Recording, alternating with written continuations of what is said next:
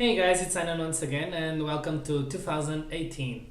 So this is my first video from this year and I have two new models to show you guys at this moment. First of all, I have a small announcement to make. In 2018 I plan to attend three main world events related to LEGO. One is Scarbeck in Denmark. It's my third year going to that event. The second one is the Breda Fun Weekend event here in Portugal. And the other one is the Brick Fair in the United States. I already bought the tickets, so got me in August. So then let's go to the main issue of this video to show you guys these two new planes. Okay, so here we have the Breda 65. It's the first Italian ground attack aircraft that I already made, and it's a very interesting plane. It was used by the Italians and the Spanish during the Spanish Civil War, and Portugal, this is a Portuguese plane, bought the planes in some quantities, and they were used not for long because the planes were pretty bad. They were quite weak. They had lots of reliability issues. They had problems with the landing gear, with the brakes, so they were all destroyed during a hurricane that struck Portugal in 1941. And it seems that everyone in the Portuguese Air Force was quite happy to see that those planes just disappeared. So it's interesting to see that. Now I'm going to give you a small guided tour about this plane. And now let's see the model in greater detail. As you can see, it's a very streamlined design. It has lots of curved slopes here and there, and it's a very smooth design, a very snug design. The plane has the retractable landing gear here, two external hardpoints for bombs, and a small compartment here for extra smaller bombs. There's also here a small hatch for the bombardier to see the targets and drop the bombs. For the cockpit, you just need to remove this thing, and there is enough room for the pilot, and it says like this.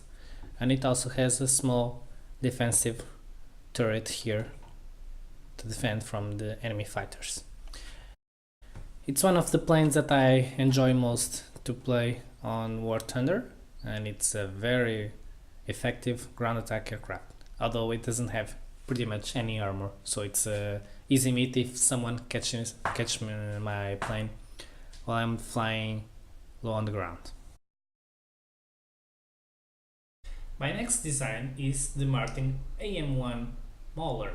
At the end of the war, if you looked for most of the different nations' designs, Germany had the Me-262, Japan had some of the first jet fighters, England had Gloster Meteor, the United States were also developing some fighters, some jet fighters like the Shooting Star, but they were also developing lots of ground attack and carrier-borne bombers, torpedo-bombers, and fighters.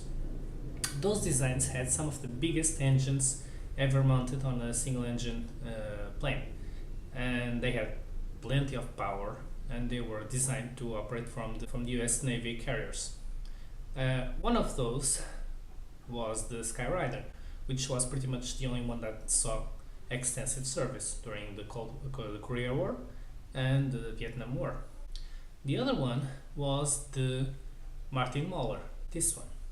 It's a very heavy ground attack anti-ship plane. They made lots of videos of this plane with a heavy load of 3 torpedoes, 12 bombs and rockets under the wings, plus the 4 20mm cannons that the plane has.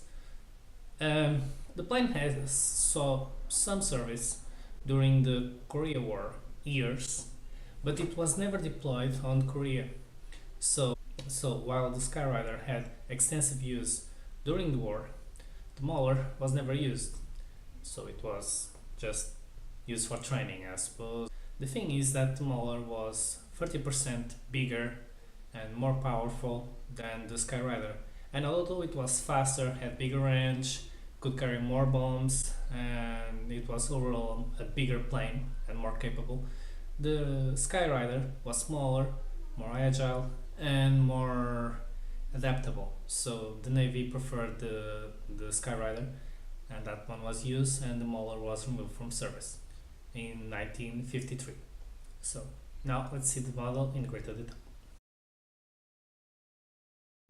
Okay, so the model has a number of very interesting features.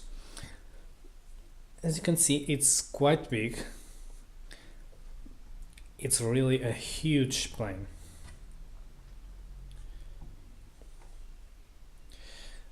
The propeller is a modified design based on the mad physicist propeller for the Skyrider that he made a few weeks ago. And the plane has the angle wings like the real design. The plane has, as you can see, it has the torpedoes, 3, as well as 12 bombs, 6 on each side, as well as the cannons. Towards the rear we have the rudders, which can be moved like this. To access the cockpit, we just remove this small thing, and the hatch slides like this, and we can see the pilot. It has plenty of room for the view. The cockpit is, at least this part here, is based on a design from the Brickmania, mostly the Corsair that they recently released. Put it like this. For the landing gear, we just turn like this, and this is a modified Brickmania design. I removed the torpedo so you can see how it works. It has a flex tube inside this landing gear structure, so I just turn it like this, and I put it like this, and it works quite well, and it's quite strong. It keeps the landing gear on place, and there's no problem to hit the torpedoes while they are on the extended or retracted. As you can also see, there is the points for the bombs, and in here it also has the retractable rear wheel that floats like this, and the tail hook.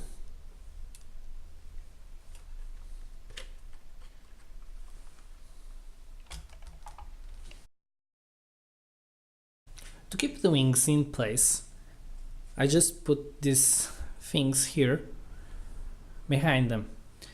That keeps the wings steady, although they are in an angle, and they just don't fall. And after this, after removing these parts, it's quite easy. Just fold them like this. And so, this is my latest design, the Martin AM-1 Mauler, and I'm very happy with it. A very interesting feature that I'm just noticing now, but it was also based on the real design. The design of the plane demanded 3 torpedoes, and as you can see, there is a very small clearance between the ground and the rear of the torpedo, so it's a very dangerous situation. So I hope you guys like it. Don't forget to visit my Flickr page and subscribe. Thank you, and see you next time.